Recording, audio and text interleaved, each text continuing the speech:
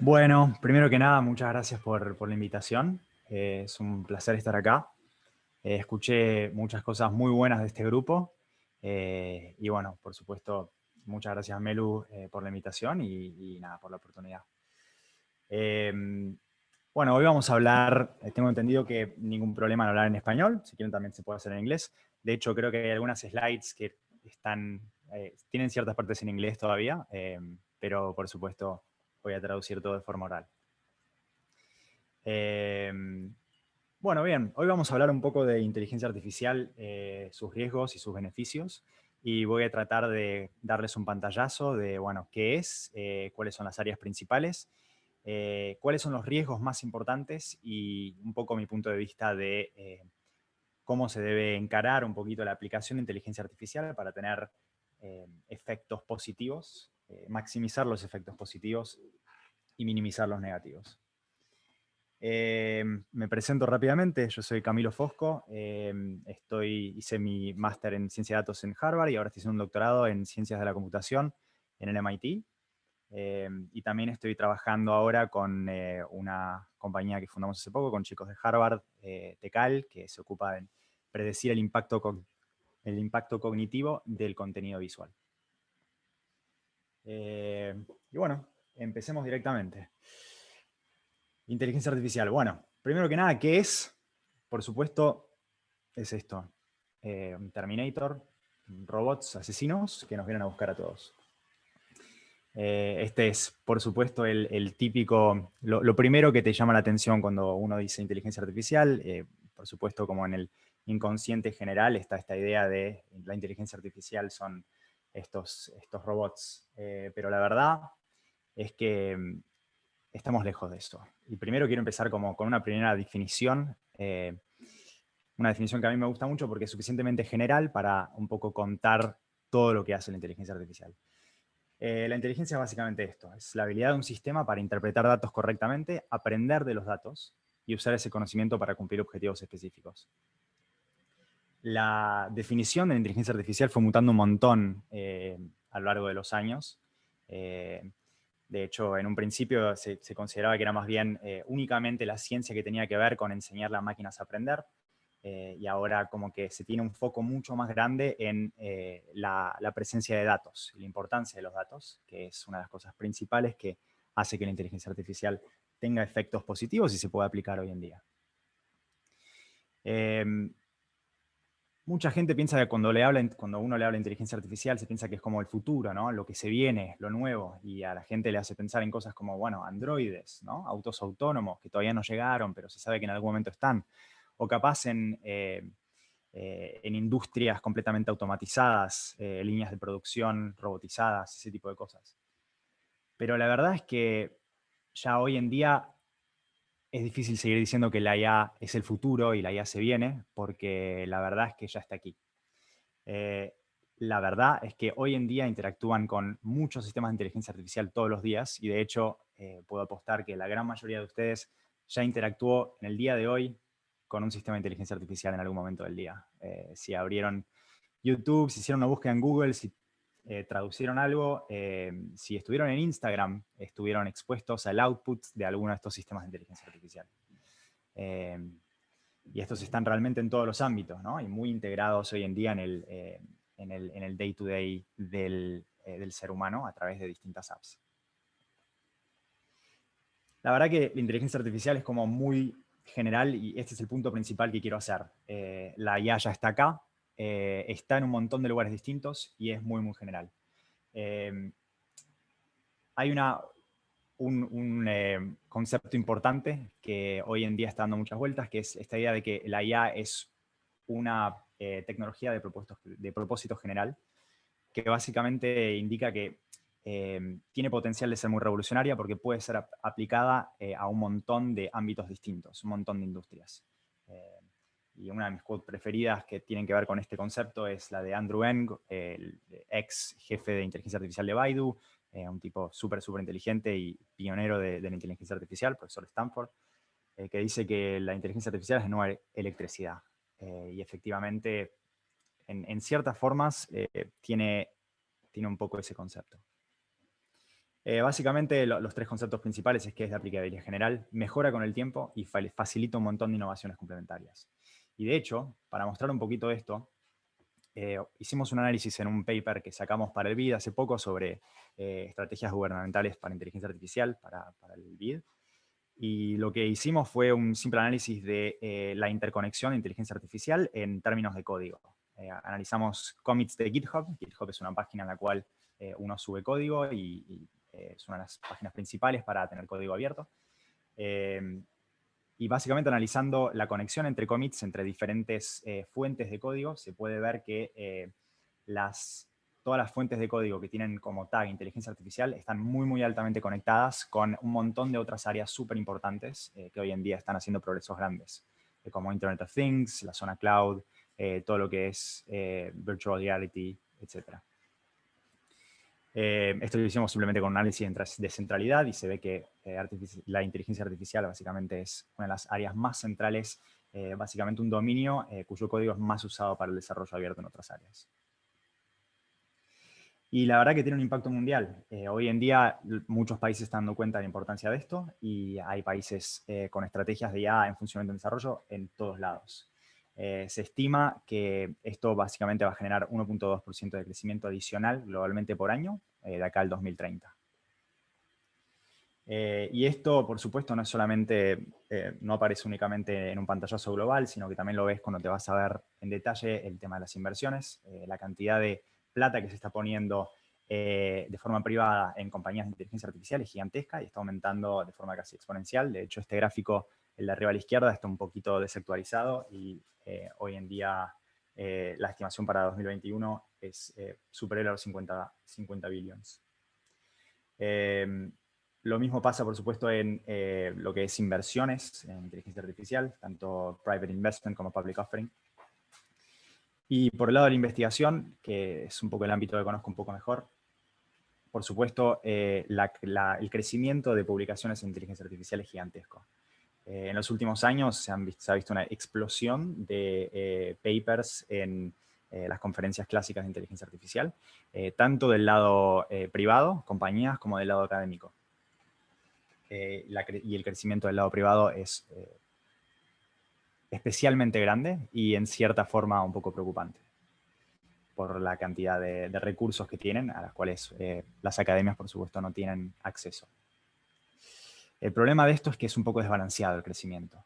Si ven, este gráfico muestra básicamente la cantidad de citaciones atribuidas a cada una de las regiones y básicamente en Asia y en América del Norte se concentra la gran parte de las citaciones, Europa siendo también un jugador muy importante.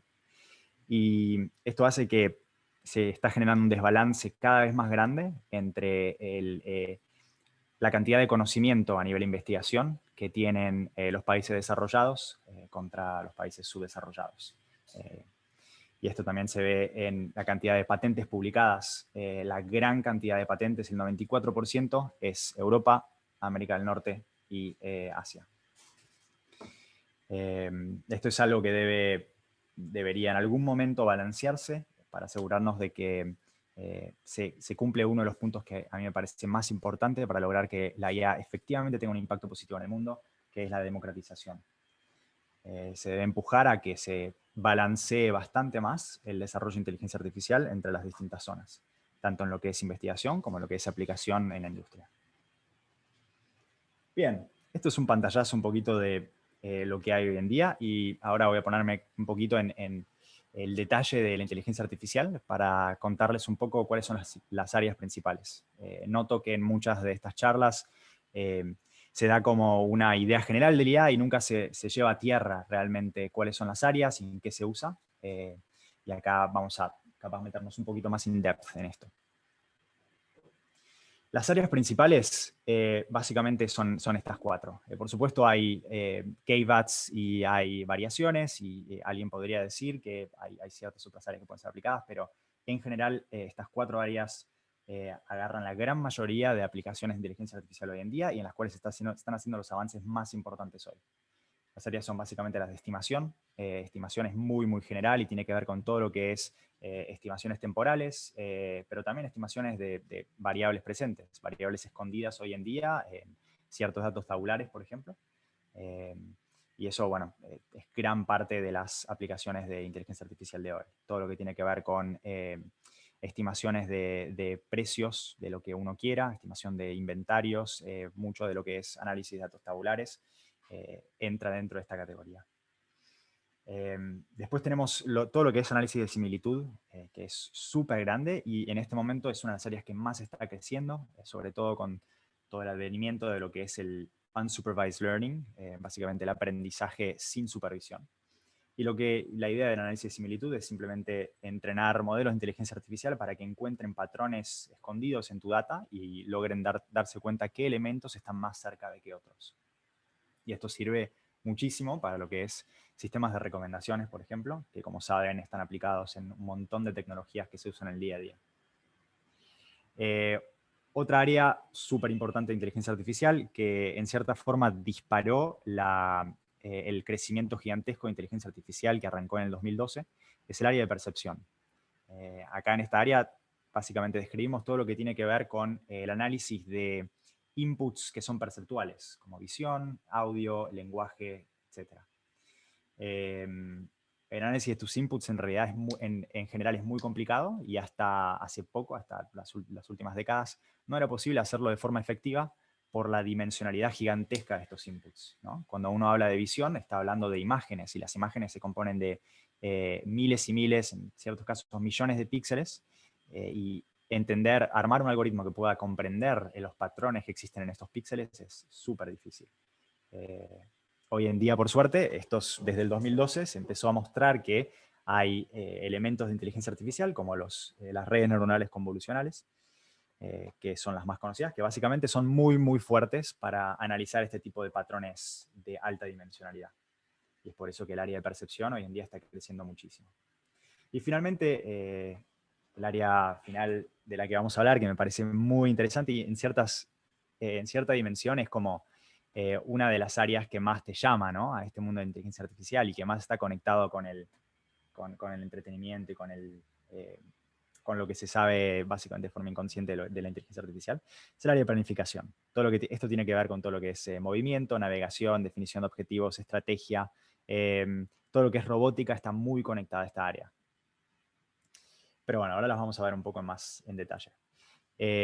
Melu, contame más o menos cuánto tiempo tengo. Tengo entendido que es 1 hora o 45 minutos, pero Sí, decime dale para ajustarme tranquilo, un poco. estamos 1 hora bien y si vos tenés, o sea, si te extendés, si tenés unos minutos más y la gente tiene preguntas, si quiere quedar, en general da para quedarnos, así que vos dale nomás. Buenísimo. Bueno, vamos a hablar rápidamente de estas áreas. Primero el área de estimación, muy simple, todo lo que tiene que ver con predicciones, sobre todo predicciones temporales, ¿no? Se usa muchísimo en la bolsa, por ejemplo, predicción de precios, teniendo en cuenta patrones temporales. Y lo que se hace acá es simplemente tratar de analizar ciertas tendencias de estas evoluciones temporales y entenderlas para poder predecir el futuro y ver efectivamente qué va a pasar. Además de esto están los clásicos problemas de clasificación y regresión que se usan hace muchos, muchos años. Y estos problemas hoy en día están clasificados adentro de inteligencia artificial, pero la verdad es que están siendo usados hace muchos años y fueron usados con distintos nombres, ¿no? Antes era esto se le llamaba un poco más machine learning, antes era puramente del reino de la estadística. Pero esto entra dentro de inteligencia artificial porque básicamente se puede clasificar de una forma parecida a la definición que di antes, de básicamente elementos que aprenden en base a datos y utilizan esos datos para tomar decisiones. En estos casos las decisiones son decisiones de clasificación o decisiones de asignarles un número real para regresión. Los usos, por supuesto, gigantescos, ¿no? Pido disculpas por el pedacito de inglés acá, pero básicamente en clasificación tenemos elementos de predicción de mantenimiento predictivo, medir, por ejemplo, probabilidades de mantener clientes y un área en la cual trabajé un poquito antes, la detección de fraude. básicamente por predecir si alguien no está cumpliendo con ciertas regulaciones, o también detectar si, por ejemplo, personas te van a devolver préstamos. En regresión, como saben, me imagino que varios de ustedes utilizan estas técnicas en su día a día. Regresión sirve para un montón de cosas. Cualquier momento que tenés que estimar una variable que no puede ser clasificada, que es una variable continua, en general se usan problemas de regresión, ¿no? Y eso, bueno, predicción de precios, predicción de costos, predicción de demanda. Para todo eso se usan sistemas de regresión constantemente. Bien, estimación muy, muy general, por supuesto. Unas cosas que hicimos en Tecal rápidamente para contarles un poquito como un ejemplo que lo lleva a tierra es utilizar estas técnicas para hacer aprendizaje de parámetros para simulación de COVID-19. Este es un proyecto que hicimos el año pasado y lo hicimos con el gobierno de Argentina y el gobierno de Colombia. Y básicamente armamos un sistemita que se basa en los típicos modelos SIR de epidemiología, y lo que hace es básicamente estimar propiedades de pasar de un estado a otro, ¿no? Utilizando datos, estimar cuál es la propiedad de que una persona expuesta, si se mueve en tal zona, pase a estar infectada, que esa persona infectada pase a ser una infectada seria, una infección leve, y cuál es la probabilidad de que esa infección se transforme en una hospitalización. Voy a pasar rápidamente por esto para hablar un poquito del resto que es más interesante. Pasemos a percepción. Esta es como el área en la que más trabajo y en la que se concentra mi doctorado. Y acá hay un montón de subáreas que se están aplicando muchísimo hoy en día y que están creciendo de forma gigantesca. Clasificación, por supuesto. Agarrar una imagen y poder decir qué hay en esa imagen en función a un set de categorías. Ubicarla en algún bucket. Clasificación es como el primer paso. Después, por supuesto, uno puede ir a lo más complicado, detección de objetos. Dame una imagen, ubícame todos los objetos y decime qué son. Encontrarlos de forma espacial y clasificarlos. Después uno puede ir más adelante y empezar a ver videos en vez de solo imágenes, ¿no? Y tratar de hacer reconocimiento de acciones. Dado un video, entender qué acción está siendo representada. Y esto, cuando está concentrado en humanos, es básicamente, bueno, decime si esta persona está corriendo, si está caminando, si está saltando, etc. Esto quiero reforzar la idea de que hace 10 años era muy, muy difícil hacer esto. Y hoy en día, básicamente en los últimos 6 años, nuestras capacidades de estimar este tipo de acciones, desde video crudo, aumentaron muchísimo. De hecho, yo trabajé en algunos de estos modelos que son, la verdad, sorprendentes. He trabajado con algunos para, por ejemplo, estimar ciertos movimientos de personas en cámaras de seguridad. Y una vez que uno pasa a utilizar los últimos modelos, son redes convolucionales tridimensionales, no voy a entrar en detalles, pero la performance es excelente. Segmentación semántica es como el siguiente paso. Una vez que uno puede agarrar una imagen y clasificarla, puede detectar a dónde están los objetos más o menos, pero como el paso más adelante y más avanzado de visión es esta idea de segmentación semántica. Y esto es, dada una imagen, tratar de decirme a qué le pertenece cada píxel de esa imagen.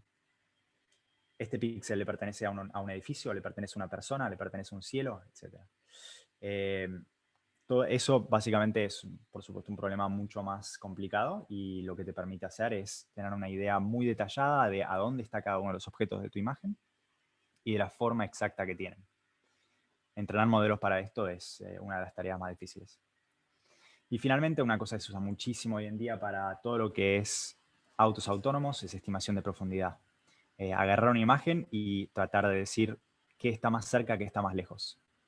Hacerlo, por supuesto, con una imagen es muy difícil. Una vez que uno tiene dos, o sea, imagen estéreo, se hace más fácil, utilizando básicamente diferencias en las posiciones, que es lo mismo que hacen nuestros dos ojos para poder detectar qué está más lejos y qué está más cerca. Visión hoy en día está evolucionando a un siguiente paso que a mí me parece súper interesante. Y acá digo que unas preguntas que quiero hacer es si saben cuáles de estas imágenes son falsas. Y sé que estamos por Zoom, así que es medio difícil, pero mirándolas, básicamente hay algunas que tienen algunos defectos, ¿no? Podrían parecer falsas, hay otras que parecen increíblemente reales. La del medio de arriba parece falsa, por lo que tiene en la cabeza, pero no sé. Espectacular. ¿Y alguna te parece real, seguro? No, el resto. La única que me parece real a mí es la del medio de abajo. La del medio de abajo. Muy bueno, muy bueno. Es una buena respuesta. Sí, todos me Lamentablemente es parecen una tricky reales. question. ¿Todas reales? Muy bien, muy bien. A mí parecen Bueno, todas reales, pero quizás sean todas falsas. No sé. Sí, coincido, todos también pueden ser falsos, pero parecen reales, sí. muy bien. Sí, muy bien, Melu. Y no sé quién fue la otra persona que habló, pero efectivamente tienen razón. Son todas falsas. Todas estas imágenes fueron creadas por GANs, por sistemas de generación que básicamente lo que hacen es agarrar muchos datos, en este caso muchas imágenes de caras, aprender cuáles son los patrones principales de las caras y después generan caras de altísimo detalle, con mucho detalle, que parecen reales, pero son todas falsas. Y no les voy a hacer la misma pregunta, la misma tricky question en este caso, pero hoy en día hemos avanzado al estado de no poder hacerlo solamente con caras, sino también con imágenes reales de distintas categorías. Todas las imágenes que están viendo acá también son falsas. Y este paper es un paper bastante nuevo, de hecho, del fin de 2018, que fue revolucionario en su momento porque nadie estaba logrando hacer imágenes de tanta resolución que parezcan tan reales. A mí el perro de arriba a la izquierda todavía me parece impresionante. Por supuesto, como pueden imaginarse, todas estas cosas tienen ciertos riesgos y caveats importantísimos. Y vamos a hablar un poquito de eso más adelante. Pero el hecho de poder generar imágenes que parezcan reales puede ser usado de forma nociva bastante fácil. Pero bueno, los usos actuales de visión en general son gigantescos y acá listo algunos que capaz son menos típicos que el clásico de utilizar visión para mejorar tu foto. Pero por ejemplo, visión se usa mucho para todo lo que es seguridad, análisis de cámaras de seguridad. De hecho, cuando trabajé en NVIDIA, uno de los proyectos principales que teníamos era utilizar las cámaras de seguridad de aeropuertos para tratar de detectar si alguna persona se separaba de su equipaje. Con la idea de pensar, bueno, si se separan de su equipaje, algo raro está pasando, ese equipaje puede ser una bomba. Entonces, esa detección era bastante interesante. Y era todo con estos mismos conceptos que introduje antes. Tratar de detectar a dónde están los objetos y hacia qué lado se están moviendo las personas. Y bueno, eso es uno de los típicos usos. Se usa también muchísimo en procesos industriales para detección de fallas, se usa mucho en autonomía para todo lo que es navegación, por supuesto, tanto de robots en ambientes de una casa, por ejemplo, o para autos autónomos. Después, visión se usa muchísimo para todo lo que tiene que ver con análisis de imágenes satelitales, estado de rutas, detección de árboles, catastro, analizar si hay nuevas construcciones en lugares en los cuales no debería haberlas, ese tipo de cosas. Los usos son enormes. Y después vamos a hablar un poquito, bueno, de los riesgos y caveats de todo esto. Quiero hablar un poquito antes de procesamiento de lenguaje natural, que es probablemente una de las áreas con las cuales más interactúan. Esta área de inteligencia artificial está creciendo muchísimo y como visión tuvo esa explosión en 2014 a 2017, ahora de 2018 en adelante la explosión es de procesamiento de lenguaje natural. Están apareciendo muchísimos developments y cosas que hacen que básicamente las capacidades de los sistemas de procesamiento de lenguaje natural aumenten de forma drástica. De hecho, capaz alguno se dio cuenta si tiene que traducir muchas cosas, pero en los últimos 3 años la precisión y la accuracy del sistema de traducción de Google aumentó muchísimo. Hoy en día le puedes dar pedazos de textos enormes y te los traduce de una forma bastante buena. Sigue teniendo sus fallas, pero es increíblemente mejor de lo que era hace 3, 5 años. Acá quiero mostrar un ejemplo bastante impresionante que apareció en los últimos años, traído de OpenAI. OpenAI es una de las empresas que hoy en día está en la punta de desarrollo de inteligencia artificial, una de las más avanzadas en el rubro. y una de las cosas principales que diseña son modelos gigantescos de lenguaje, justamente. Hace poco sacó un modelo que se llama GPT-3, que tiene básicamente una capacidad increíble para generar texto. Uno le da una pieza de texto inicial y ese modelo es capaz de generarte contenido que sigue de forma muy buena al formato y al contexto del prompt que se le da. Y acá muestro uno de los ejemplos que mostraron en su momento, que fue bastante increíble, que básicamente se le da esta prompt, en inglés se le da este principio de texto que dice, bueno, a train carriage containing controlled nuclear materials was stolen in Cincinnati today. Se le da como un principio de esta historia de estos materiales nucleares desaparecidos. Y el sistema, de forma automatizada, te genera todo un texto que le sigue con formato muy parecido a lo que es un artículo y que lee como si fuese escrito, se lee como si fuese escrito por un humano. Después, por supuesto, les comparto esta presentación para que puedan ver en detalle esto, pero es increíble. Acá si ven, bueno, inventa personas, habla del US Department of Energy, se inventa una quote de la nada, diciendo, said Tom Hicks, the US Energy Secretary, in a statement. Es bastante impresionante lo que genera.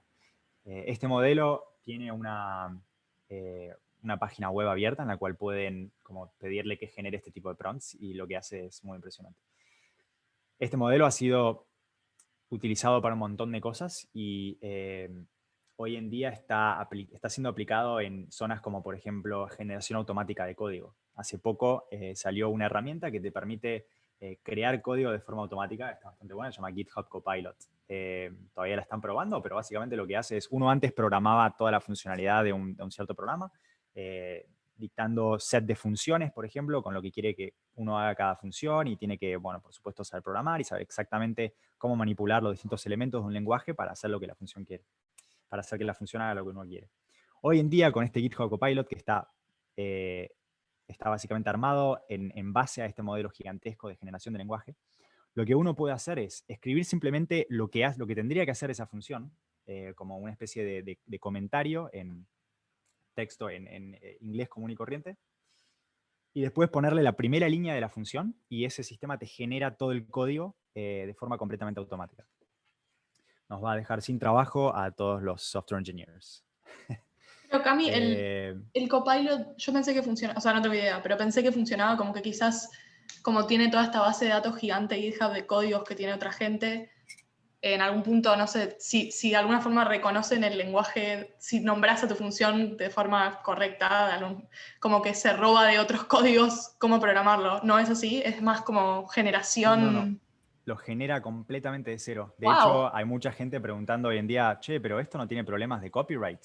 Porque hay gente que piensa que también, que es eso, que agarra pedacitos de otros lados, pero no. Lo que hace es generación completa. O sea, es muy parecido a lo que está haciendo el sistema para generar como pedazos de texto, como en el caso que estoy mostrando en esta slide. Increíble. Aprende patrones generales de cómo funciona el código y te genera funciones completamente nuevas. Sí.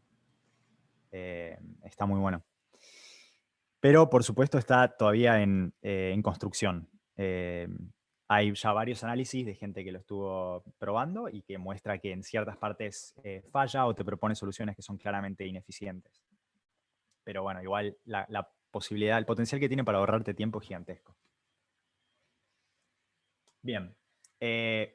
Si seguimos hablando de sistemas de lenguaje natural, otra de las cosas gigantescas que por supuesto deben conocer es el sistema de chatbots. Y esto está mejorando a pasos agigantados cada vez más. Nos estamos acercando vertiginosamente rápido a un sistema de conversación casi de nivel humano. Falta para que pasen el famoso test de Turing, que es el que se supone indica si efectivamente están en nivel de conversación humano. Pero estos sistemas son muy buenos. Hay chatbots para todo, hay chatbots muy especializados que suelen funcionar bien, los chatbots más generales son un poco más difíciles. Si uno hoy en día habla con Alexa, le puede pedir cosas específicas, pero es muy difícil tener una conversación fluida o más detallada sobre un tema específico. Los usos son gigantescos. En asistencia al cliente, por supuesto, se usan todos los días. Me imagino que ya han entrado a sitios web en los cuales abajo a la derecha está la clásica burbujita de chatbots. en la cual te dicen, habla con alguien, habla con un representante. Esos representantes no existen. En general son todos chatbots. No hay otra persona humana del otro lado que te responde, a menos que uno explícitamente seleccione dentro de las opciones del chatbot hablar con un humano. Se usa muchísimo, las técnicas de NLP se usan muchísimo para procesamiento automático de documentos, por supuesto. Todo lo que es triage, todo lo que es filtrado, todo lo que es extracción de información de corpus gigantes de texto, sumarización, y todo lo que es también comprensión de sentimientos se está usando muchísimo. Hoy en día, muy pocas compañías a las cuales les importa su branding no están usando sistemas de esto para entender cómo se está desarrollando la imagen de su compañía en las redes sociales. Es decir, hoy en día les puedo asegurar que todas las empresas que les están vendiendo cosas de forma constante están analizando redes sociales para ver qué es lo que está pensando la gente sobre sus nuevos productos, sobre su imagen de marca en general, etc. Y finalmente, bueno, están creciendo cada vez más los sistemas de ayuda en proceso de escritura, como estos que mostré, como GPT-3. Hay sistemas más especializados, por ejemplo, que te generan documentos legales. Como los documentos generales en general tienen formatos específicos, es más fácil armar sistemas automatizados que te escriben documentos completos en base a ciertos requerimientos. Bien, esto para darles un pantallazo de qué es, cómo se usa y a dónde está. Análisis de similitud. Veamos rápidamente de qué se trata. Lo primero y lo principal son los sistemas de recomendación. Hoy en día, cada vez que entran a Netflix, las cosas que les muestra Netflix en la primera página tienen que ver directamente con básicamente sus preferencias. En función a lo que ustedes, a medida que usan Netflix, a medida que ven ciertas series, ciertas películas, etc., no tienen ni siquiera que clasificarlas, solo por verlas, ya el sistema está aprendiendo sus preferencias y después utiliza esas preferencias para recomendarles cosas que estima que les va a gustar, que va a hacer que cliquen en ellas y que se mantengan más tiempo en la app. Amazon, por supuesto, utiliza estos sistemas para mostrarles recomendaciones de cosas para comprar y Spotify para recomendaciones de música. Los sistemas de recomendación tienen dos áreas grandes y creo que es importante como conocer esta distinción. Por un lado está el filtrado basado en contenido. El filtrado basado en contenido es muy simple. La idea es, si vos compraste algo, un elemento que es similar a otro, te vamos a hacer recomendar ese otro, simplemente porque entendemos la similaridad entre ambos. Estos sistemas funcionan muy bien, por supuesto, pero últimamente la gente se está dando cuenta que cuando uno tiene mucha data y muchos usuarios utilizando su plataforma, lo más potente es filtrado colaborativo. ¿Y qué es filtrado colaborativo? Es la idea de, en vez de utilizar similaridad entre productos, utilizar similaridad entre personas, entre usuarios. Y acá la idea es simple. O sea, si yo tengo a la persona con la camiseta azul oscura comprando 3 objetos y después a otra persona muy similar comprando 2 y le falta el tercero, le voy a recomendar ese tercero simplemente por la similaridad entre los usuarios. Si vos sos muy similar a tu amigo y tu amigo está comprando tal objeto, es posible que tal objeto también lo quieras, simplemente por cuán similar sos en términos de patrones de compra a tu amigo. Esto, bueno, se usa muchísimo. Hubo hace relativamente poco una competencia gigantesca hecha por Netflix, cuyo premio era, me parece, $1 millón, para sacar el mejor sistema de recomendación para sus películas. Y bueno, eso hizo que avance, que haya mucho interés en esta área y que avance muchísimo. Y hoy en día está súper utilizada, aplicada en un montón de cosas. El feed de Instagram está completamente tuneado en función a estos sistemitas. Todo funciona con esto. Dentro de análisis de similitud hay un área gigantesca que también se usa hace muchos años, que es todo lo que es clustering. Y hoy en día clustering está cada vez más considerada como parte de inteligencia artificial, simplemente por las técnicas que se están utilizando para mejorarlo, ¿no? Técnicas como DBScan, clustering en base a densidad, ese tipo de cosas. Y bueno, la idea de clustering, me imagino que no la tengo que explicar en detalle, pero simplemente esta idea de tratar de encontrar subgrupos en datos no estructurados, ¿no? Tratar de poner cosas similares cerca, en un cierto espacio, y cosas disimilares lo más lejos posible. Usos, un montón. Marketing y ventas, como saben, bueno, predecir como el interés en un cierto producto, identificar ciertos customers con características específicas, ¿no? ¿Qué le gusta a esta persona? ¿Qué tiende a comprar? Etcétera. También se usa para, bueno, diseño de productos, un montón. Todo lo que tiene que ver con tratar de generar productos que son similares a productos que hayan tenido éxito. Se pueden usar técnicas de las que describí para este tipo de cosas. Bueno, esto fue como el pantallazo general de estas 3 áreas. Me falta la última, planeamiento, que es la más divertida. Y para esto, en vez de contarlo un poquito, me parece que lo más interesante es que les muestre algunos videos muy interesantes de las 2 subáreas más importantes de esto. La primera es locomoción. Y no sé si han visto este video, tuvo ese éxito en su momento, pero es súper interesante. Les voy a mostrar los primeros segundos nomás. Básicamente, lo que crearon acá son sistemas de inteligencia artificial que aprenden a moverse por sí solos, aprenden a caminar. Y algunos, bueno, terminan moviéndose de forma muy divertida. Esencialmente, esto por supuesto es toda una simulación, pero lo que se hace es poner estos agentes que pueden controlar cada uno de sus miembros, en este caso, bueno, rodillas, patas, la interacción entre los pies, etc. Y lo que tienen que hacer es tratar de aprender a recorrer este obstáculo. Reciben básicamente un premio, un incentivo, una reward, a medida que llegan más lejos en este sistema de parkour. Y simplemente con eso, y bueno, con sistemas de reinforcement learning, que es la subárea de inteligencia artificial que se usa para planeamiento, se logra generar estos sistemas que aprenden a utilizar cualquier tipo de extremidades que se le dé para recorrer distintos environments. Bastante impresionante. Lo otro que me parece muy interesante en este ámbito es todo lo que tiene que ver con navegación y estrategia. Y acá les quiero mostrar otro desarrollo de OpenAI. By the way, les acabo de poner las 2 empresas más grandes y más importantes que están haciendo desarrollo en esta área, son DeepMind y OpenAI. 2 monstruos que no paran de sacar cosas increíbles. DeepMind me imagino que lo conocerán porque en su momento fue la empresa que sacó el sistema de inteligencia artificial que le ganó al mejor jugador de Go del mundo, el famoso AlphaGo. En su momento tuvo mucha prensa. Y OpenAI, bueno, hoy en día es súper conocida por GPT-3, pero ha hecho muchas otras cosas interesantes. Esta es un desarrollo de los últimos años, que es muy, muy interesante. Y acá les voy a dejar escuchar un poquito el audio. ¿Pueden escuchar el audio, by the way, del video? A ver.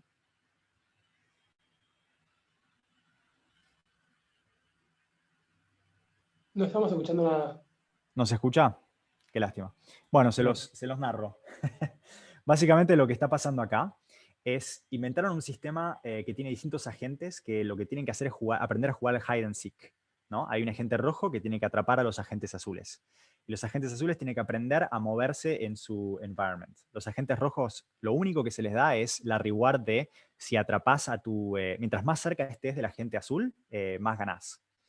Y básicamente lo interesante es que se desarrollan muchos comportamientos especiales, ¿no? Los agentes azules, como ven acá, empiezan a aprender rápidamente a utilizar los bloques que se les dan y a bloquear puertas para que los agentes rojos no se puedan acercar y no puedan entrar. Al toque, bueno, los agentes rojos inmediatamente como que no encuentran la solución, pero una vez que iteran muchas veces sobre esto, aprenden a utilizar la rampa que se les da para saltar y atrapar efectivamente a los agentes azules. Es muy divertido los bichitos que utilizaron para hacer eso. Y al toque, una vez que se dan cuenta de ese sistema de ataque de los rojos, los azules se dan cuenta que lo que tienen que hacer es agarrar la rampa en los primeros estados en los que los rojos no se pueden mover para que los rojos no puedan subir. Y así, bueno, se genera estos sistemas bastante interesantes de min-max, ¿no? De minimización y maximización, en la cual un equipo tiene que minimizar la reward del otro y maximizar la propia. Aprenden a hacer muchos behaviors interesantes, como bueno, de construcción de shelter. Y les recomiendo, después por supuesto les paso los links y esta presentación para que investiguen un poco más. Es muy interesante lo que descubrieron acá. Bien. Esto fue el pantallazo sobre... Tengo una consulta, Cami, sí, de esta última supuesto. parte. Este estilo de estrategia como que está agrupado con navegación, ¿no? O sea, sería algo, por ejemplo, la aplicación en el mundo real sería como una implementación que podrían tener los self-driving cars o algo así, como, no sé, una estrategia de navegación en base a los autos que tenés alrededor, por ejemplo, y cosas así, o cuáles son aplicaciones del mundo real. 100%, sí. Hay como dos subpartes. Todo lo que es navegación, exactamente, la aplicación en el mundo real es autos autónomos, es la rumba que tenés en casa, que tiene que entender su environment y ver por a dónde moverse. Todo eso. Y todo lo que es más estrategia y bueno, planeamiento general, también se aplica bastante a los sistemas robóticos, sobre todo los que tienen que moverse e interactuar con el mundo real de forma súper dinámica, ¿no? Que no están constrained. Por supuesto, aplica autos autónomos, sobre todo para autonomía en el nivel 5, que es la que no tiene nadie controlando el auto, realmente nadie al volante, nadie vigilándolo, etc. Y autonomía de nivel 5 requiere que haya tanto navegación como estrategia. O sea, si tengo que entender muy bien el mundo que tengo alrededor y poder interactuar en base a ello. Si una persona está a punto de cruzar corriendo, tengo que detectar que esa persona efectivamente está corriendo, que tiene ganas de cruzar y tengo que poder frenar aunque esa persona vaya a cruzar en rojo. Sí, exactamente, aplica mucho a eso. Pero bueno, las aplicaciones son enormes, ¿eh? Por supuesto, todas las áreas militares se aplica muchísimo. En todo lo que tiene que ver con manufactura también se aplica mucho. Hay ciertos procesos de manufactura que tienen muchos degrees of freedom y requieren que efectivamente tengas un sistema de estrategia bastante bueno para poder reaccionar ante lo que se te puede presentar, ¿no? Un elemento corrido en tu planta de producción o una cierta falla. Mientras mejor seas en como entender tu environment y armar estrategias y tomar decisiones en base a eso, por supuesto, más efectivo es el sistema. Bueno, sí, por supuesto, si tienen otras preguntas, no tengan miedo en comentarlas y decirlas. Súper abierto. Antes de que pasemos a riesgos, si tienen otras preguntas sobre estas áreas. Una pregunta sobre la integración entre varios tipos de redes. ¿Qué tan viable sería hacer una red en la que se integre video y texto, por ejemplo, video y sonidos de animales, que pueda reconocer las emociones o enfermedades en los animales? ¿O en un ser humano también? Es una excelente pregunta y es un área que no puse acá en detalle, pero que también está creciendo muchísimo. Todo lo que tiene que ver con healthcare y con comprensión, detección de enfermedades es enorme. Para responder tu pregunta de forma específica, armar una red que utilice información tanto de sonido como de visión para poder detectar una enfermedad en un animal, eso se debería poder hacer. No conozco ejemplos típicos, pero se hace exactamente lo mismo para humanos. Es decir, hoy en día existen sistemas, por ejemplo, que pueden detectar si tenés COVID en función al sonido de tu tos. Existen sistemas que pueden detectar si tenés cáncer analizando los X-rays de tu pecho, por ejemplo, cáncer de pulmón. Existen sistemas que pueden analizar fotos de alta resolución de tus ojos y detectar otro tipo de enfermedades. En este momento no recuerdo, pero también se usa muchísimo. Diabetes era, me parece, si tenés diabetes temprana o algo así. Es decir, sistemas que utilizan tanto visión como audio para detectar temas como enfermedades o estados corporales de una persona existen. Por supuesto, acabo de hablar mucho de enfermedades, pero también existe lo mismo para todo lo que es emociones. Detección de emociones, por ejemplo, se hace mucho a través de webcams mirando tu cara. Si estás interesado en ese tipo de ejemplo, después te puedo dar un set de papers o de aplicaciones industriales sobre ese tema en particular. Sí, muchas gracias. Buenísimo. Bueno, hablemos de riesgos un poquito, que creo que posiblemente la parte más interesante y más relevante para este grupo. Acá, cuando hablamos de riesgos, me parece que lo principal a tener en cuenta es Terminator. Por supuesto, el problema más importante es que se nos haga la inteligencia artificial se transforme en súper inteligente y que nos liquida a todos. Pero claramente este riesgo es el que tiene la gente en mente y no es el más importante ni de cerca. Quiero igual dar como un glimpse de una cosa o un thought experiment que a mí me parece súper interesante en esta área de, bueno, pensar cuáles son los problemas y los riesgos importantes de la inteligencia artificial, que es el thought experiment relacionado con instrumental convergence. ¿Qué es la idea de instrumental convergence? Es una idea propuesta por Nick Bostrom, un filósofo y pensador muy grande que pensó mucho en temas de riesgos relacionados con la inteligencia artificial, que comenta el siguiente, que tiene como la siguiente hipótesis, ¿no? El siguiente pensamiento, que es que un agente inteligente que pueda automejorarse, que pueda aprender y mejorar su nivel de inteligencia de forma automática, puede, si tiene objetivos mal especificados pero inofensivos, tener efectos muy, muy nocivos. Y el típico ejemplo que muestra, o el thought experiment, es el paperclip maximizer. La idea acá es imaginarse una inteligencia artificial que tenga como objetivo crear la máxima cantidad de paperclips que pueda, ¿no? Entonces, bueno, una máquina de ese estilo, si de alguna forma logra llegar a un nivel de inteligencia muy avanzado, puede llegar a conclusiones como, por ejemplo, tengo la mejor forma de crear una cantidad gigantesca de paperclips es básicamente transformar a la Tierra en una fábrica enorme de paperclips. Y esto, dentro de todo, sería extremadamente nocivo para los humanos, pero no es la consecuencia de un pensamiento maligno de la inteligencia artificial.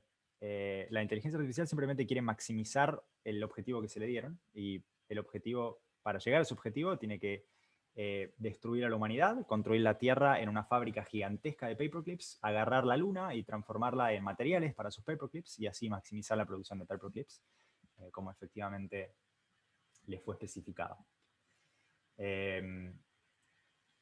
Para esto, por supuesto, estamos hablando de, o sea, esto ilustra muy bien el problema de este instrumental convergence y el problema de especificar mal los objetivos.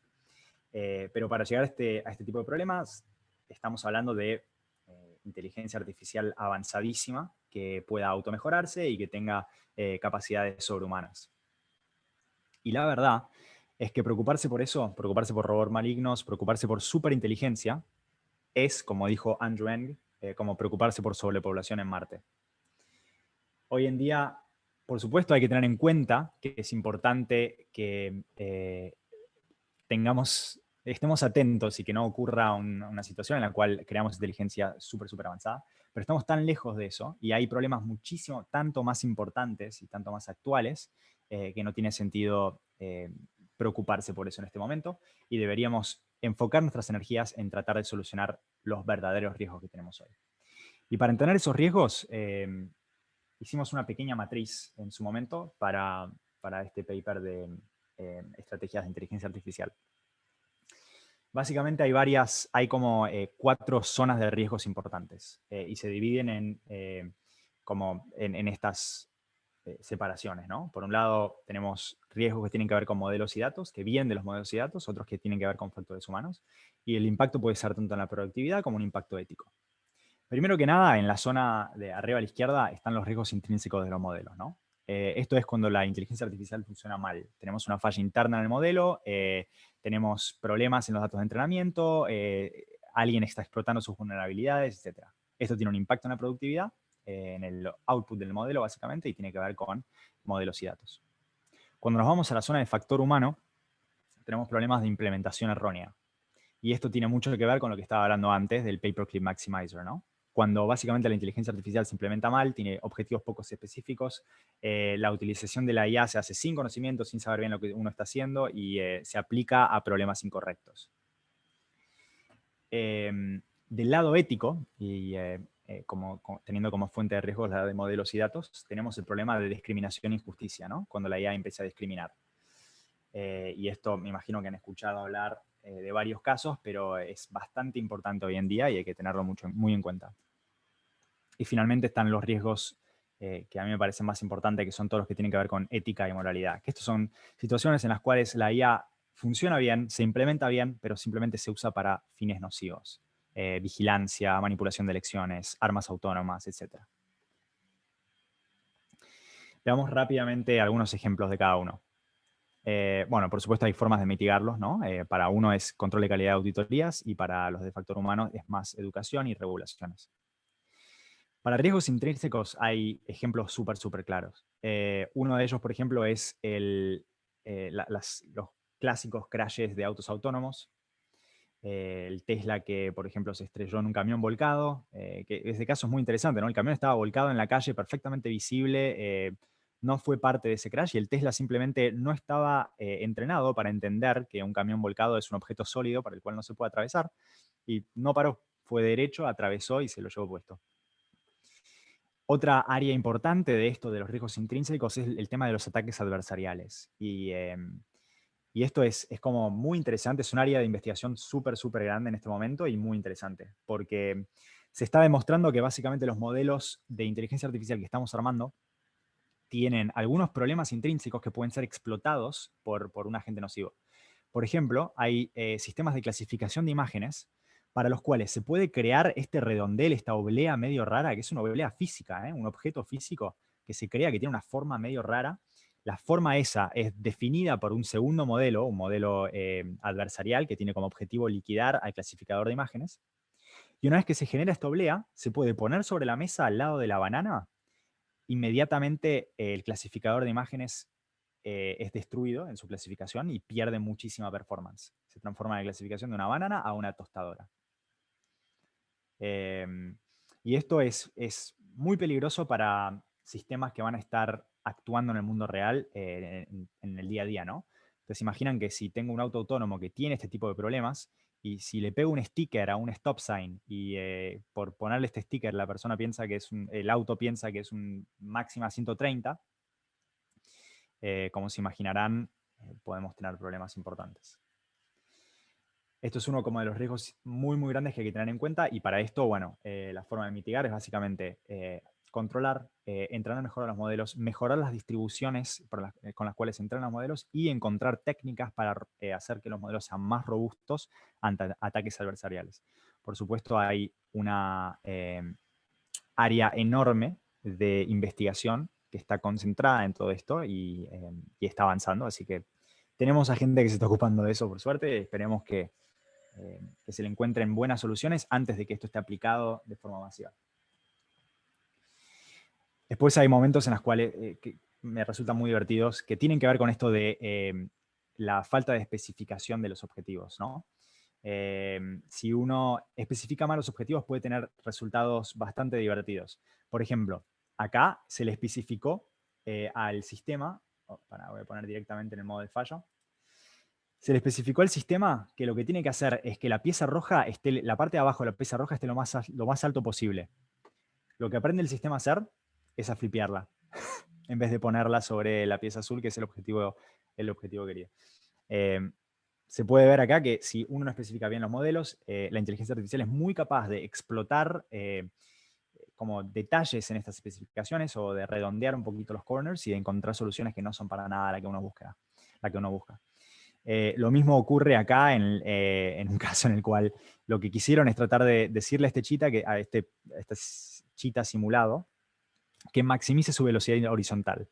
Y aquí lo que ocurrió es que básicamente la inteligencia artificial encontró un bug en la física de la simulación que hacía que pueda girar básicamente su estructura y ese giro le hacía agarrar una velocidad imposible y efectivamente maximizaba su velocidad horizontal, no de la forma que los investigadores querían, pero lo logró. Bueno, esto es otro riesgo muy importante. Implementación errónea, hay que tenerlo en cuenta. Y acá, para mitigar, es asegurarse de que le damos bien la especificación correcta a los objetivos de los modelos y que no utilizamos la AI sin conocer un poquito los límites que tiene y cómo implementarla mejor para evitar estos problemas. Bien. Vamos a los riesgos de discriminación e injusticia que son muy grandes en este momento. Como saben, la inteligencia artificial en ciertos casos discrimina. Cuando se aplica la inteligencia artificial en en casos en los cuales tiene que tomar decisiones sobre subpoblaciones humanas, si los sets de datos no están balanceados, tiende a captar esas particularidades de la distribución y tiende a reproducirlas en sus decisiones. Y eso genera problemas gigantescos, como por ejemplo el caso de Compass, que es conocido, que ya ocurrió hace varios años, en los cuales un sistema de predicción de reincidencia criminal tendía a asignarle riesgos muchísimo mayores a afroamericanos.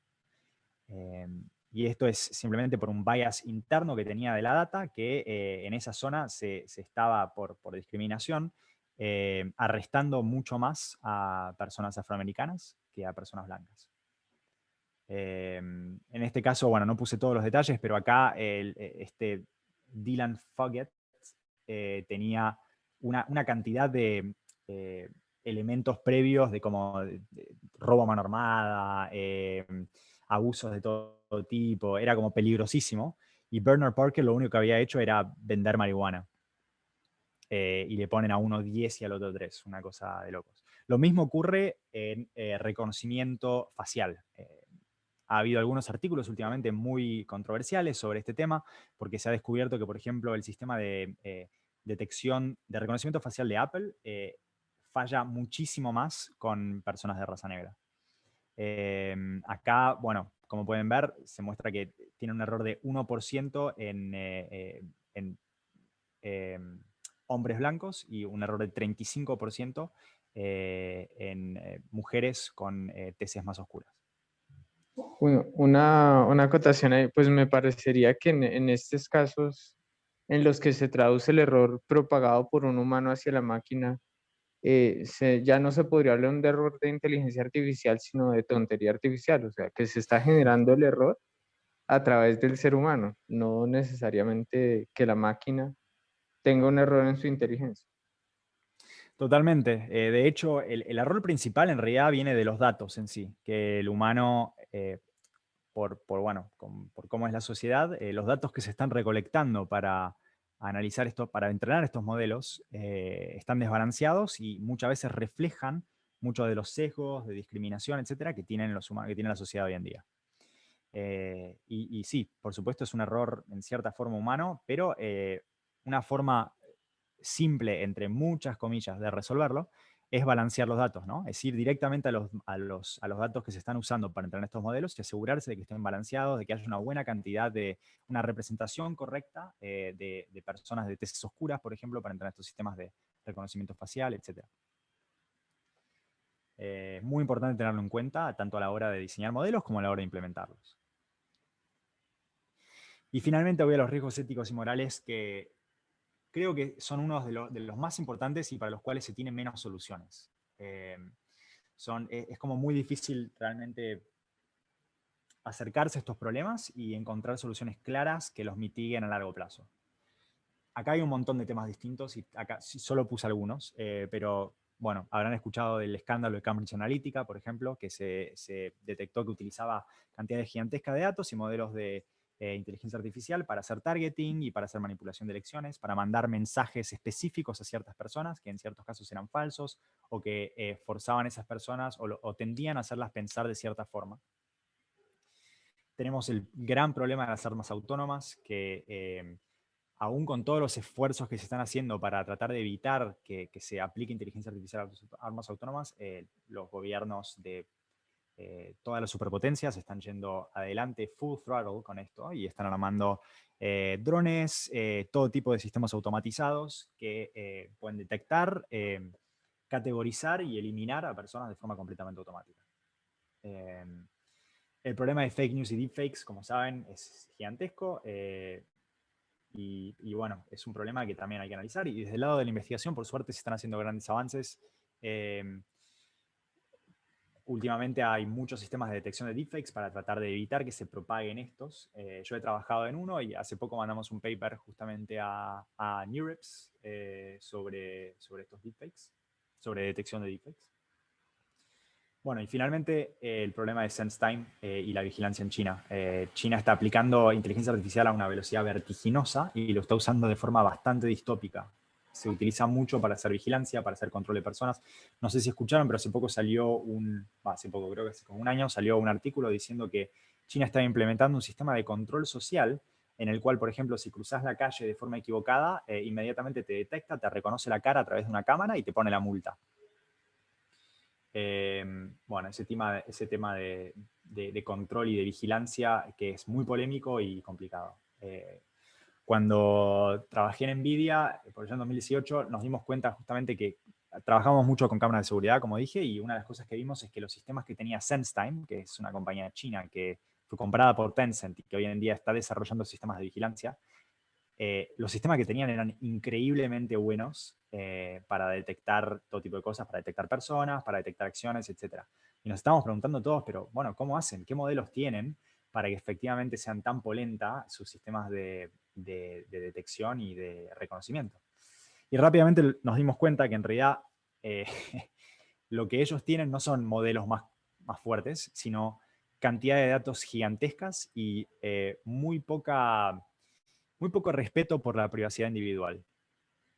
Esencialmente, SenseTime tiene un acceso gigantesco a cantidad de datos enormes de gente de China de todos lados y utiliza esos datos para entrenar modelos muy performantes.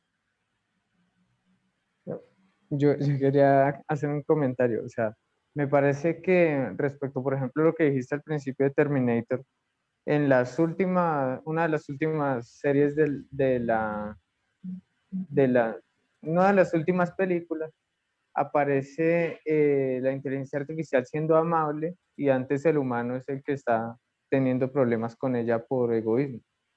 ¿Y esto a qué iba? A que de todas maneras nosotros ya estamos siendo controlados por diversos políticos, por diversos sistemas.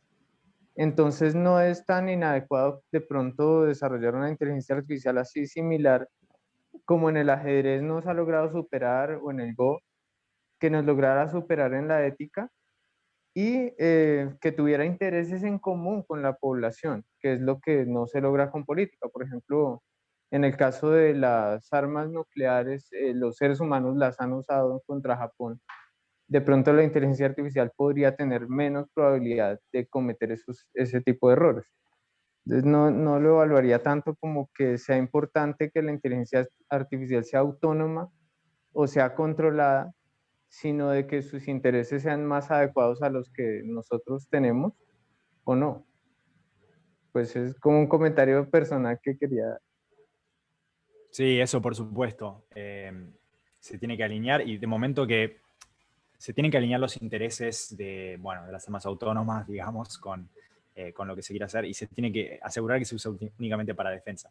Pero creo que uno de los problemas importantes que puedes tener ahí es que siempre existe la posibilidad de que las armas autónomas empiecen a ser demasiado autónomas, ¿no? Y que se les dé órdenes, por ejemplo, de automáticamente detectar a toda la persona que se estime que sea un talibán y eliminarla. Y eso puede tener problemas gigantescos, ¿no? Porque del arma autónoma se puede encontrar una situación en la cual elimina a gente que es completamente inocente.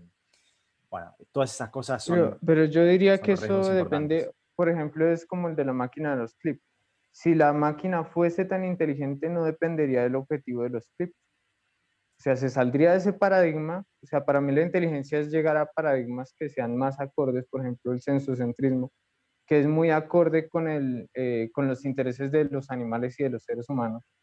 Entonces, en ese sentido, la máquina no tendría que acomodarse al paradigma. Obviamente va a tener un sesgo, porque pues la cantidad de energía para, por ejemplo, calcular todas las jugadas en el ajedrez es casi infinita y no hay materia en el universo para hacerlo, pero va a tener muchos menos sesgos. A eso me refería con que va a depender menos de esos objetivos, como por ejemplo buscar talibanes o asesinar ciertos animales porque son agradables para el ser humano. O sea, sería como esa de eliminar todos los sesgos que tiene el ser humano y adaptarse a otros sesgos o paradigmas mucho más refinados que tengan menos incidencia y menos impacto y más intereses en común con la población en general o con los seres que habitamos.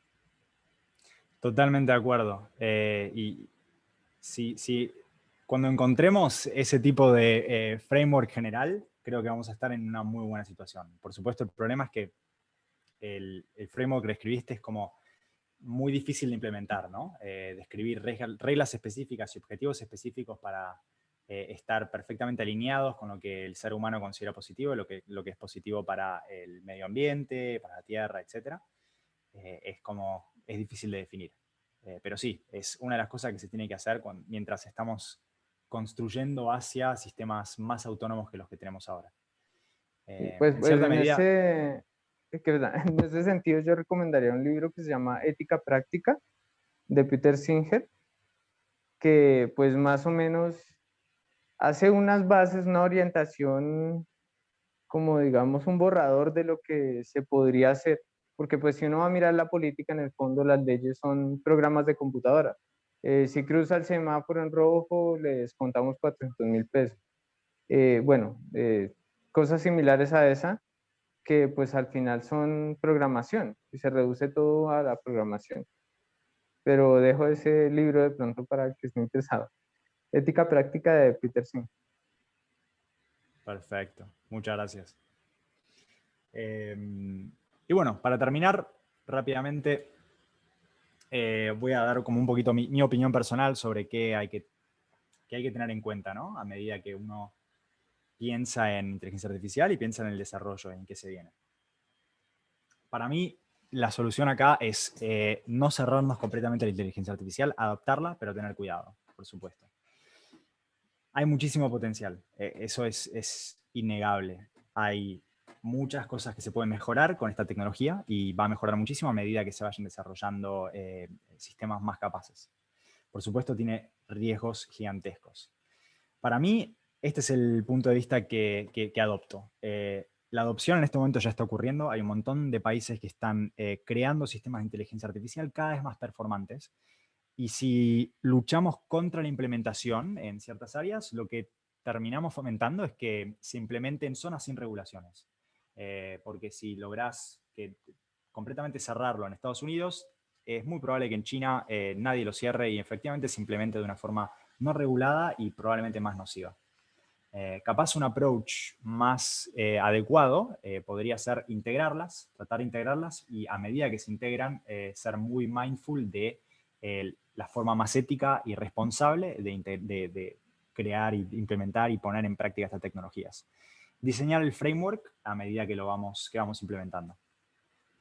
Y todo esto para mí debería tener algunos pilares esenciales. Uno de ellos es democratización. Es muy importante que esta tecnología sea accesible no solamente para los países desarrollados o para el élite o para la gente que lo pueda pagar, sino que tenga beneficios para la gran mayoría de la población. Podríamos hablar horas sobre el tema de democratización de la inteligencia artificial, pero bueno, lo tiro para quien quiera investigar más. Es un tema súper importante, hay muchas estrategias para hacerlo. Importantísimo también tener auditorías, asegurarnos de que cuando se implementan sistemas de inteligencia artificial que van a tener impactos grandes y sobre todo impactos humanos, que haya sistemas de auditorías que puedan asegurar de que no hay sesgos, que los datos que se usan para implementar estos modelos son efectivamente variados y suficientemente amplios para reproducir todas las nuances que existen en la población y que se asegure de que los modelos, por supuesto, tengan una performance razonable para ponerla en distribución, ¿no? Que paremos de poner sistemas de autopiloto que no pueden reconocer un camión en el medio de la calle. Esto, bueno, conectado con el tema de auditoría, importantísimo tener mejores bases de datos. Y hoy en día, por suerte, hay muchas empresas trabajando cada vez más en esto. La idea es, cuando uno entra en un modelo, en vez de tener bases de datos sesgadas con tu población actual, tratar de, desde el principio, entrenarla con bases de datos que tengan una suficiente variedad de información para cubrir todos los detalles de la población. Y finalmente, regulación. Creo que es importante desde el gobierno que haya ciertos niveles de regulación que no sean frenos, que no impidan completamente el desarrollo y la implementación, pero que sí tengan un cierto nivel de control y de tweaking sobre todo lo que se hace, para, por supuesto, evitar que esto explote, que se transforme en sistemas de vigilancia, que se utilice para control de población o para manipulación de elecciones. Tengo una pregunta. Un comentario. Uy, perdón. Sigue. No, iba a decir en función a la regulación, porque me parece que debería haber una suerte de entidad internacional que, o sea, obviamente esto es difícil implementar no solo para la inteligencia artificial, sino para muchas otras cosas, pero así como, no sé, hay derechos humanos que se tienen que respetar en todo el mundo, todas estas cuestiones que estamos hablando de los riesgos que son éticos y morales, debería haber como algún consenso internacional de cosas que deberían regularse. Y me suena que un problema que ocurre es que la inteligencia artificial quizás está avanzando mucho más rápido que todas las leyes que pueda haber para regularla a nivel país, así que ni hablar a nivel mundial, pero bueno, no sé cuál es la solución. Totalmente. Creo que una parte de la solución es más awareness. Este tema de las leyes están, o sea, la tecnología está avanzando más rápido que las leyes. Tiene que ser contrarrestada con, creo que, equipos más grandes y más presencia, más ojos, observando estas tecnologías y tratando de efectivamente regularlas de formas efectivas. Y creo que acá lo perfecto es enemigo de lo bueno, ¿no? En ciertas situaciones yo personalmente estoy a favor de poner regulaciones y poner ojos en este tipo de tecnología para sacar como ciertas guidances rápidas y básicas, en vez de esperar, dejar que esto evolucione y para tener la regulación más perfecta que evite todo. Creo que tenemos que ir construyéndolo, así como la tecnología se está construyendo paso a paso y al principio se rompe, pero después se mejora. Creo que lo mismo debe ocurrir del lado de regulación. Al principio debemos tener alguna que capaz tenga errores o problemas en ciertas zonas, pero que se vaya mejorando a medida que avance el tiempo. Yo quiero hacer dos comentarios sobre el tema, porque primero, pues, por ejemplo, lo que pasó con Uber acá en Colombia, que la ley avanzó mucho más lento que las nuevas tecnologías. Eh, entonces, ¿qué pasa? Que realmente el único poder que uno tiene, ya estamos entrando casi en una tecnocracia, y el único poder que uno tiene es el de elegir con qué empresa o con qué ética empresarial es con la que se va a casar y utilizar ese producto. Sucede, por ejemplo, vuelvo y me remito al veganismo, en que muchas veces hay productos que se están demandando más y entonces ahora se está produciendo más éticamente gracias a que hay una demanda mucho mayor de esos productos. Y respecto a la regulación también, que veo que, por ejemplo, está pasando hoy en día con Facebook, que se hicieron dos comentarios en la red. Yo administro varios grupos y entre los cuales uno colocaron fat, que no quería decir gordo en inglés, sino que se estaba hablando de otra cosa, y hubo un baneo y cerraron una cuenta por eso. También en otro comentario se habló de mongoles en un grupo de Shop Empires. Inmediatamente Facebook baneó eso y ya está baneando tantas palabras que cuando la persona apela, no hay un ser humano detrás que pueda con toda esa cantidad de demanda de coartación de la libertad de expresión. No sé si es el término correcto, pero creo que un poco se debería dejar de penalizar tanto al ser humano por pensar y por hablar, sino analizar más a profundidad, darle más espacio a que hayan más datos para poder hacer un análisis mejor. No sé si es una mala implementación que está haciendo Facebook en este momento, pero sí me parece un grave error y que la tecnología de la inteligencia artificial en ese caso nos estaría también afectando gravemente. Sí, es un buen punto. Bueno, hay un montón de temas relacionados con Facebook y con censorship que son importantes para discutir, pero sin meterme en mucho detalle, creo que una de las cosas que ocurren ahí es que los sistemas son todavía malos, ¿no? Y no pueden entender el contexto mayor y darse cuenta cuando una palabra está siendo utilizada de forma nociva y cuando está siendo utilizada en un contexto que nada que ver. Probablemente necesiten implementar unos modelitos un poco mejores para su comprensión de texto. Pero igual estoy totalmente de acuerdo que efectivamente Facebook tiene problemas de censorship importantes. Y bueno, lo mismo pasa con muchas de las grandes redes sociales. Y es un debate polémico, me parece. Pero Yo bueno. me tengo que ir. Muchísimas gracias, Camilo, Perfecto, eso por la es todo. presentación. Te saluda Linda. Buen día también a todos. Hasta luego. Buenísimo. Bueno, muchas gracias a todos. Gracias por estar. Y bueno, si tienen cualquier pregunta, veo que no puse mi mail, pero cualquier cosa lo pongo acá en el chat.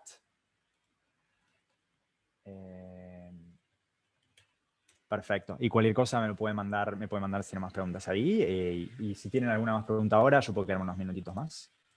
Pero bueno, gracias a Buenísimo, todos por Cami. estar. Yo tenía una pregunta sobre la investigación con inteligencia artificial. Sí. ¿Cómo ves el tema de que se descuide, por así decirlo, con lo que se está investigando y que eso genere un problema, no la implementación en la sociedad, por así decirlo? Que voy a hacer una analogía, que se escape un virus de un laboratorio, por así decirlo. La pregunta va orientada a cómo se mitiga esto. Sí, más que nada eso. Sí, es posible eso. Si es posible mitigarlo, sí. O sea, a ver, primero, si es posible que se escape algo que sea peligroso, muy improbable.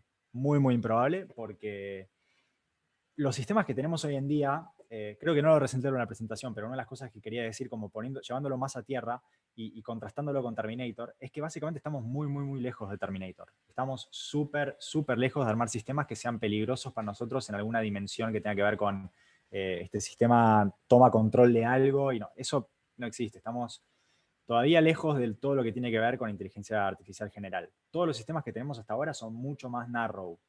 Funcionan bien en ciertos ámbitos súper específicos. Los problemas que sí hay que tener en cuenta, que están muy lejos de esto de, se escapa algo peligroso.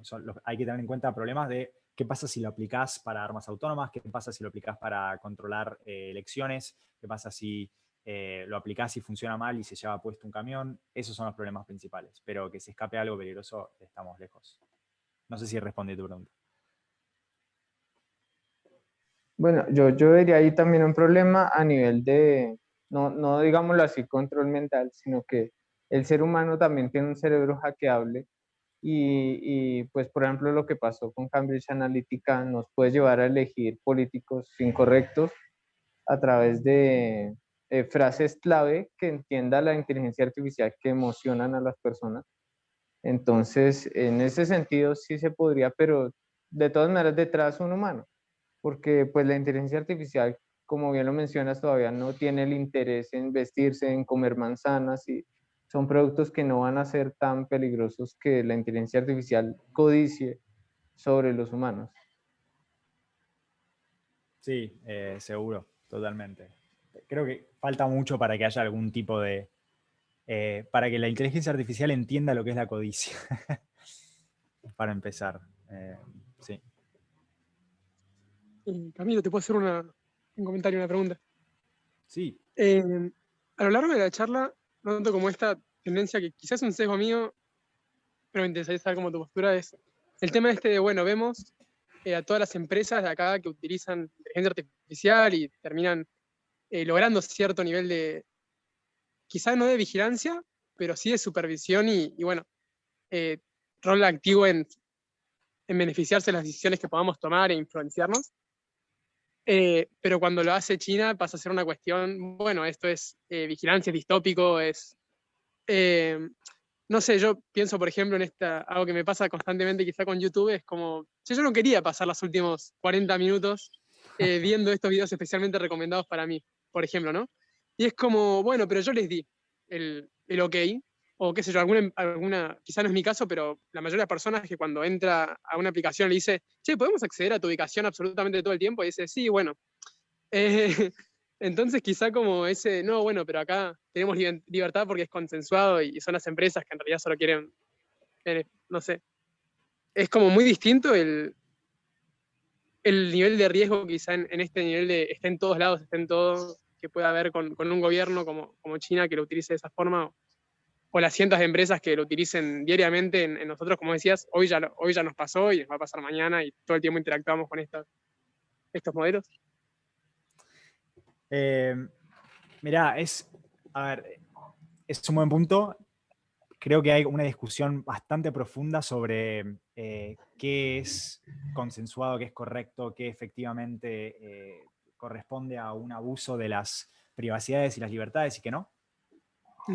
Yo personalmente creo que acá es más tipo de opinión personal, ¿no? Pero yo considero personalmente que también el hecho de utilizar tu información para recomendarte cosas de forma muy específica es en cierta forma un abuso capaz un poco más leve que lo que puede hacer algún gobierno más autoritario, pero es en alguna dimensión un abuso de tu privacidad. Porque en algún lado están armando un perfil tuyo súper detallado, que en ciertas dimensiones hasta te conocen mejor que vos te conoces a vos mismo. Saben exactamente en qué sos capaz de comprar, en qué puedes cliquear, qué te gusta, qué no te gusta, cómo van cambiando tus gustos a medida que pasa el tiempo. La cantidad es impresionante. Por supuesto, las empresas dicen que todo está anonimizado y que todo se guarda de forma, no tienen forma de tracearlo directamente a vos, pero sigue siendo en cierta forma peligroso, no sé si peligroso o bueno, polémico. Creo igual que hay una diferencia importante con lo que están haciendo gobiernos autoritarios como China. China no tiene ningún tipo de control de datos, no tiene ningún tipo de... bueno, básicamente no tiene regulaciones que impidan la recolección gigantesca de datos privados. Y hoy en día, si bien las empresas grandes sí son medio monstruos y hacen cosas que no están muy buenas, hay regulaciones que tienen que seguir. Hoy en día existe GDPR, por ejemplo, una regulación muy grande que apareció en Europa hace poco, que controla de forma muy estricta qué datos puede recolectar una empresa y qué no, y cómo te los disponibiliza, y la posibilidad que tiene uno de decirle quiero que borres todos mis datos. Eso, por ejemplo, China no lo tiene que cumplir. Todo este factor, nada, además que decís de la anonimicidad o la conexión de los datos con la persona, también parece muy relevante, sobre todo a la hora de persecución política y demás. Sí, totalmente. Entonces, supuestamente todas las empresas están guardando nuestra información de forma anónima. O eso dicen por lo menos, ¿no? Así Sí. que... sí, pero definitivamente es un topic de conversación importante y se está hablando cada vez más. Tipo, bueno, y el hecho de que haya aparecido GDPR hace creo que ya 1 año y medio muestra un poquito que hay interés en controlar qué puede entrar en las empresas y no, cómo y cuánto control tienen sobre tu día a día y sobre tu información. Perfecto, muchas gracias. Una cuestión. Es que ya saben que soy el acaparador acá. Mentira.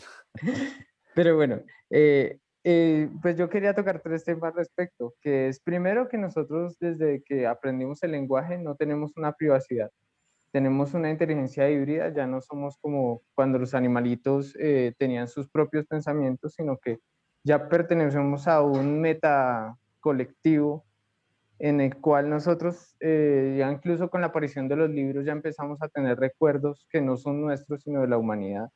Y con la tecnología ahora lo que estamos haciendo es permitirle a la computadora que también piense y también sea una inteligencia híbrida. Por ejemplo, cuando tomas la decisión de ir a X sitio, una parte de la decisión la tomas tú, otra parte la máquina, y vemos que es la solución más óptima. No estamos diciendo la máquina nos está obligando a ir a este sitio, sino que tomamos la determinación de que sea una inteligencia híbrida. Un segundo punto sobre eso es que la inteligencia centralizada o las inteligencias artificiales centralizadas son un peligro desde el punto de vista de que ese organismo central puede ser corrompido, ser corrupto. Pero existe la blockchain, no sé si han escuchado el tema, y se puede llegar a inteligencias artificiales que trabajen sobre blockchain, en las cuales sean incorruptibles. Entonces, porque están protegidas por algoritmos matemáticos de encriptación. Y sería, por ejemplo, hay una moneda virtual llamada Decred, que es una criptomoneda que trabaja sobre la democracia de los usuarios que la utilizan. Entonces, si nosotros, por ejemplo, vemos que la inteligencia china nos está jodiendo, podemos conseguir un producto que no sea chino, pues no sé qué tan fácil sea para un chino. O sea, en ese caso sí habría un problema. Y la última acotación que haría sería sobre los bienes, que realmente problemas que tiene la inteligencia artificial es que están tomando la moneda como el único bien que existe cuando el bienestar es más importante que el dinero. Entonces, en ese sentido, sí veo un sesgo ahí que se está traduciendo del ser humano a muchas de las implementaciones actuales que se están haciendo con máquinas. Y pues también hay maneras que de pronto no alcanzaba, no se tocaron, pero se puede dividir ese mismo algoritmo de inteligencia en varias partes. Entonces, una parte, por ejemplo, que se encargue de filtrar los datos o de evaluar qué también está comportándose en la inteligencia artificial.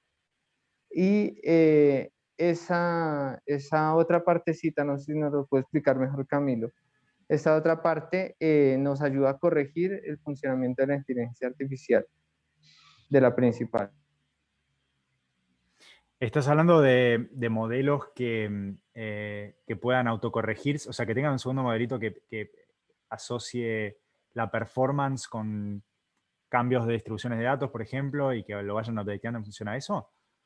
Como O, el Bekugan, que, sí. como por ejemplo este último sistema que toma palabras y genera imágenes a través de esas palabras. No sé DALL-E.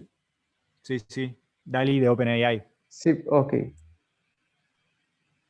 Que Pero realmente no es un motor de texto como tal, sino que tiene un metamotor que le corrige si lo que está traduciendo se parece a lo que desearía, lo que debería parecerse. Creo que estás hablando de sistemas que tienen un Value Assessment Network. Hay algunos sistemitas que tienen unos networks secundarios que lo que hacen es verificar si el output de uno de los modelos es correcto o no según una cierta loss function. Me parece que se puede aplicar en un montón de cosas distintas. Por ejemplo, una de las aplicaciones que se usa es para efectivamente armar GANs, ¿no? Hay sistemas discriminadores que lo que hacen es mejorar el sistema generador asegurándose que el output del sistema generador se parezca a la distribución que conoce. Pero después hay sistemas, o sea, el que estás diciendo vos de asegurarse de que el output que tenga a nivel textual se parezca a la distribución que tiene de entrenamiento, no me acuerdo exactamente si lo vi. Lo que más se le parece son los discriminadores clásicos de los GANs, pero no sé si estás refiriendo a eso. Sí, similar. Sí, o sea, el tema de que hubiera dos redes neuronales asociadas para trabajar en conjunto. Sí. Claro, sí, esos son los GANs. Bueno, las imágenes generadas que les mostré, esas imágenes mágicas que son todas falsas, están generadas por este tipo de sistemas que funcionan, que básicamente son dos networks que aprenden en conjunto y tratan de vencer al otro, básicamente. O sea, lo que tenés es un modelo generador que te genera una imagen y un modelo discriminador que su único objetivo es darse cuenta si la imagen que recibe es una imagen generada por el generador, o sea, falsa, o una imagen real. Y lo que haces es entrenar los dos modelos en conjunto. O sea, le pedís al generador que genera una imagen. Y después al discriminador, a veces le das una imagen falsa, a veces le das una real. Y le tratás de decir, che, discriminámelas, date cuenta cuál es real, cuál es falsa, tratá de encontrarlas. Los dos se aprenden en conjunto, se van peleando, el generador se hace un poco mejor, el discriminador se hace mejor todavía para tratar de detectar efectivamente cuáles son falsas. Después el generador lo pasa de vuelta y siguen haciendo ese min-max game hasta que el generador se hace muy, muy bueno y genera imágenes súper copadas que el discriminador le cuesta mucho detectar. Y en ese momento, bueno, los generadores terminan haciendo cosas muy realistas, como las imágenes falsas que les mostré. Sí. Sí, bueno, una pregunta a la mía. Yo estoy interesado en generar un modelo en la ética, más o menos similar al que sucedió en el ajedrez. Hacer un modelo que evalúe qué comportamientos son éticos o no desde pues, unos patrones que hemos estudiado ampliamente. Pero pues varios problemas con los que uno se enfrenta es que, por ejemplo, cómo se discrimina la entrada. Entonces, una de ¿Esto lo están las haciendo ideas con que yo tengo, texto? sí, ¿El input es texto o pues mi idea es hacerlo con video con video? preferiblemente estereoscópico. Ok. Sí, pero entonces, bueno, una parte es encontrar todos los inputs, encontrar todas porque pues se requieren muchísimos datos de entrada y muchísima potencia también de entrenamiento. Pero pongamos el caso teórico de que se hiciera con texto, o se podría iniciar con texto. ¿Y qué me sugerirías en ese caso? Creo que tengo que entender un poco más cuál es el output del modelo. O sea, lo que vos querrías es, por ejemplo, entra un video de una persona matando a otra persona y tu modelo detecta este es un comportamiento no ético. Sí, bueno, por ejemplo, ya he visto que se le puede dar asignar valores positivo o negativo a ciertas palabras, por ejemplo, Sí, con los GPT. clasificación de sentimiento, exactamente. Entonces, sería como discriminar entre grados de, por ejemplo, sintiencia, de intereses y de intenciones respecto a esos intereses, y así saber si de verdad un modelo que sea muy flexible a la hora de la libertad de expresión y que solamente logre encontrar errores en frases que ya vayan muy a lo personal y generen problemas. Ok.